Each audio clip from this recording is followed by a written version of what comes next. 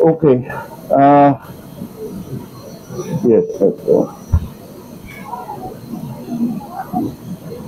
All right. So for all the local executives. This is what we have decided to provide.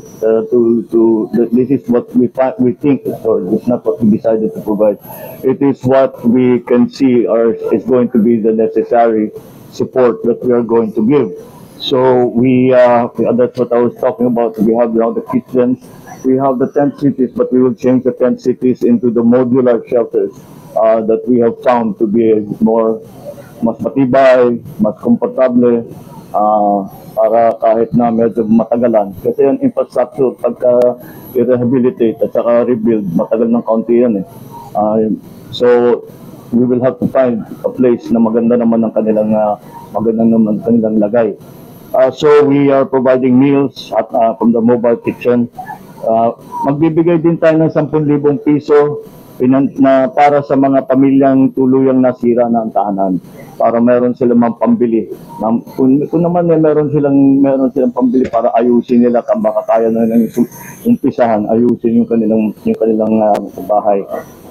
So from the office of the president, we have put aside 50 million pesos for the province of Davao Oriental. We have put aside 15 million pesos for the municipalities of Manay, Banay, and Lupon. 10 million pesos para sa lungsod ng Mati, Tarragona, Baganga, Boston at Catil.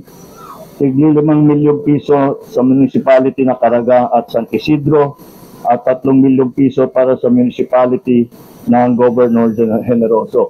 So para sa it's up to the LGU kung paano nyo gagamitin ito.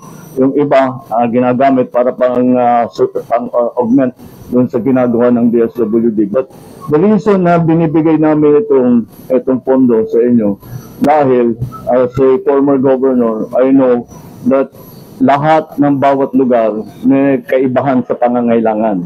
Yung iba kailangan ayusin yung water supply. Yung iba kailangan buksan yung kalsada. Iba-iba. And that's why ang thinking namin, ibigay na lang namin sa inyo yung pondo. Mas alam ninyo kaysa sa amin ang pangangailangan dun sa area ninyo. Kaya yan ang aming gagawin.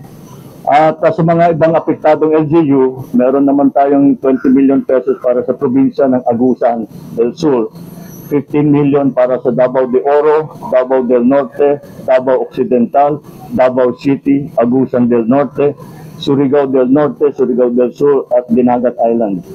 At may tulong pa rin kami para sa mga ibang apektado na LGU. And again, the Office of the President will give 150,000 for each family that has lost completely, yung talagang nasira ang kanilang tirahan. And I have nag-instruct na ako sa DBM na maglabas ng LGSF, local, yung ating LGSF para sa mga probinsya na naapektuhan ng lindol. Kasabay pa nito ay magtatayo ang DSUD ng housing, yung ipinakita natin na modular shelter. Yun ang ipapalit natin dito sa Tent City.